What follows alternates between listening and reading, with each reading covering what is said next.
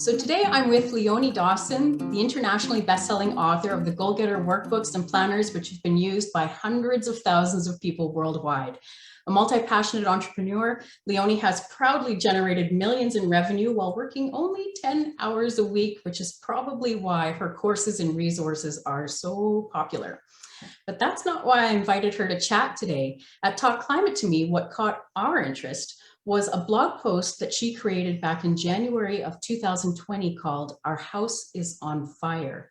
So Leonie, could you share with us what compelled you to write that post, and not only write it, but then share it via your business website?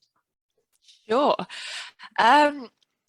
So in early November, a couple of months before that summer, leading into that summer, we were evacuated from our home for 3 days because of a large bushfire. And it was just, we don't live in a bushfire prone area whatsoever. There hadn't been bushfires here. My family and I have never had to be evacuated from a bushfire previously. And it was just horrific. And we lost a lot of wildlife.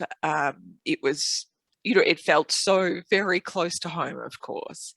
And then as that summer progressed, it just became worse and worse. And it honestly just felt like all of Australia was on fire. And of course, I think it was the Gantt report, when it began to talk about the climate crisis, it said, the effects of it would be seen in the bushfire season of 2020. And when you looked at that, you just thought, shit, it was so clearly obvious that this was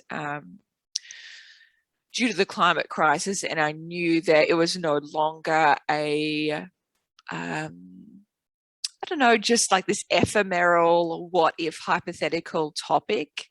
It was actually something that was profoundly affecting us now, and we needed to act now. And it just felt like there was nothing else but that I could do except talk about it and change my actions, change my philanthropy. Well, I mean, I think that's part of what captivates me, and certainly within that post is that you quite honestly articulate what you're feeling. And within that specific blog post that we were referring to, Our House is on Fire, I thought it was wonderful, sort of this journey of anger, but then turning that anger into action. And nearing the end of that post, you said that you were developing almost like a climate activism map for yourself based on 4 Ps. And just as a refresher for myself, those 4 Ps were based on personal, policy, philanthropic, and people. So maybe could you talk about those and why they are important to your plan?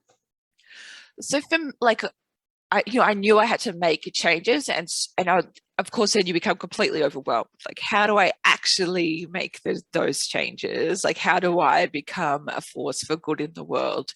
And I realized that there was just the 4 areas where I had kind of sway, where I had influence, where I could create change. And so with people, I can talk about my journey with understanding the climate crisis and what I'm doing now, and it hopefully activates people to do it in their own ways. Once I'd gone through that, I realized, like, okay, I actually need to focus all of this philanthropic money that I'm able to donate and really just focus on the climate crisis, because to me that is the most compelling issue of our time.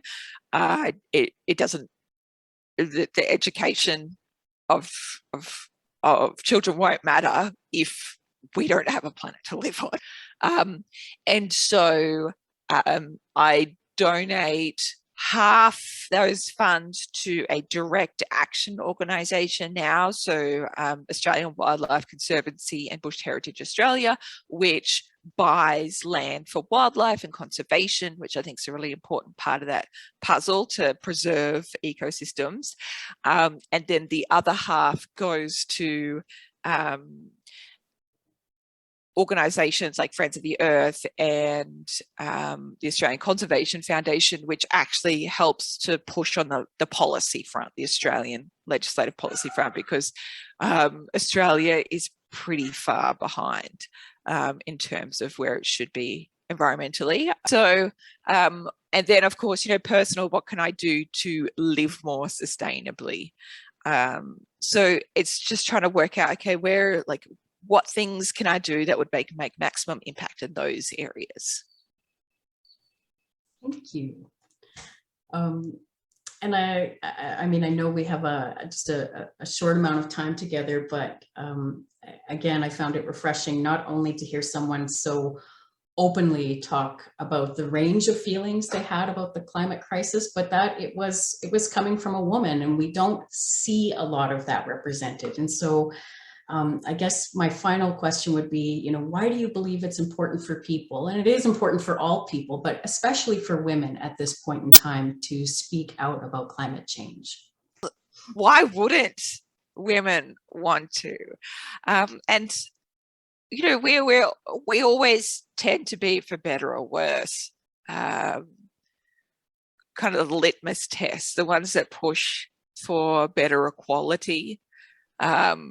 Of course, that's not always the case, but it is our job. It is our job as humans. And if we want to create something beautiful for our children, then this has to be front of mind. I love that. And Leonie, I just want to thank you so much for letting me pick your brain, and for coming and sharing your thoughts with us today.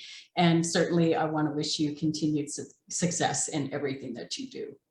Oh, you love, right back at you. I can't wait to see what's next for you and for your organization. Thanks, Leonie. Bye. Thank you.